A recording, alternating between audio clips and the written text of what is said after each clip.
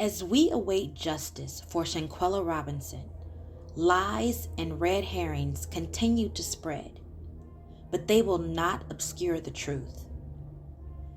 It's been a little over a month since Shanquella Robinson treated 6 masked monsters to a birthday celebration in Cabo. But instead of that generosity being returned, she was plotted on, ambushed, stolen from this world, lied on and cheated posthumously, and abandoned in a foreign country. Those 6 thought that lies would shield them from justice, counting on the rapport that Khalil Cook had with Shanquella's family to try to stop any form of the truth coming to light. They thought their lies of alcohol poisoning would be swallowed whole. They thought that visiting and pretending to grieve with Shanquella's family would squash any lingering doubts. They thought they could get away with evil. What they didn't count on was justice crying out on Shanquella's behalf. They didn't count on their lies being revealed within days of them returning to the U.S. They didn't count on someone releasing the video of them ambushing Shanquella. They didn't count on a medical report showing the various injuries that resulted from the ambush. They didn't count on the world seeing them for what they are. So they scattered, but left clouds of lies and diversion that has become an overarching pattern in this case. From medical personnel giving false information to authorities, egotistical IG lives filled with deception, to official police information that cannot be confirmed. Let's break down what we really know. Through the video, we know that Dejanay and the others ambushed the defenseless Shanquella. We know that Dejanay is the aggressor and that there are at least 3 others in the room complicit in the ambush, because on top of doing nothing to stop the horror that was occurring, there is one person who was holding the camera that the video was recorded from. There is another person with long white fingernails holding a phone that is also recording. There is a third person who enters the frame towards the end of the clip. This person has a beard and is presumed to be Khalil Cook, who is also the one who loudly taunted Shanquella. What you can also hear in the background of the video at around the 12.5-second mark is a couple of muffled expletives. It sounds as if the voice is coming through a phone, which lets us know that there is yet another person who saw what happened. So despite rumors that there were only 3 people in the room besides Shanquella, we know that there are actually at least 4 physically present, with an unknown number witnessing the ambush through video calling. So, in addition to a direct aggressor, we have video evidence that there are at least 3 other people complicit by the very act of being physically present and encouraging what took place. We know from the certificate that Shanquella passed within 15 minutes of sustaining the injuries to her neck and back.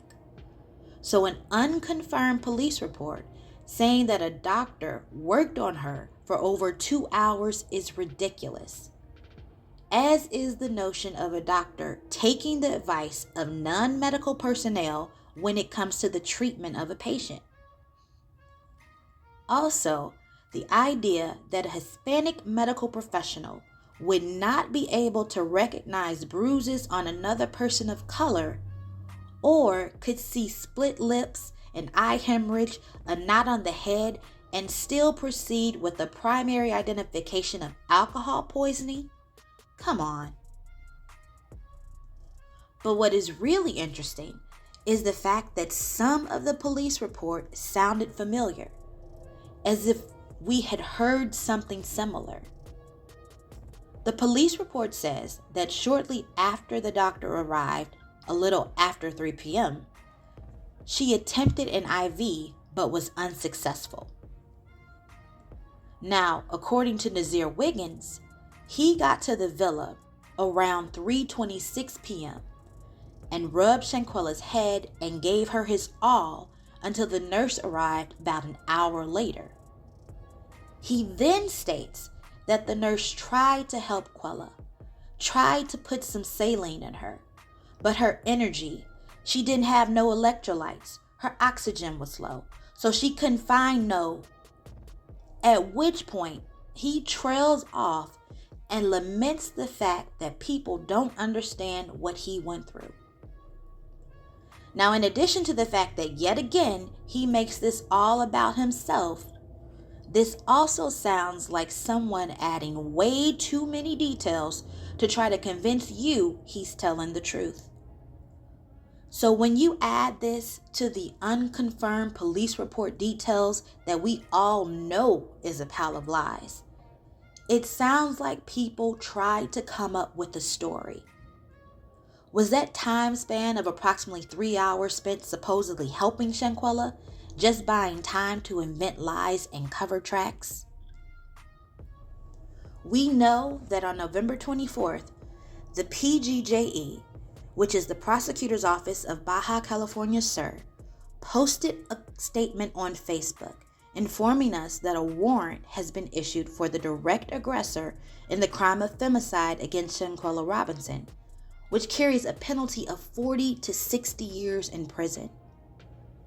And although they haven't released the name on the arrest warrant, most assumed that it's for Daejhanae Jackson based on the clip. So much so that within a week of that statement being released, reports that an arrest was made spread like wildfire, which is something we have all been waiting to hear. But at this time, it's also something that has not been confirmed.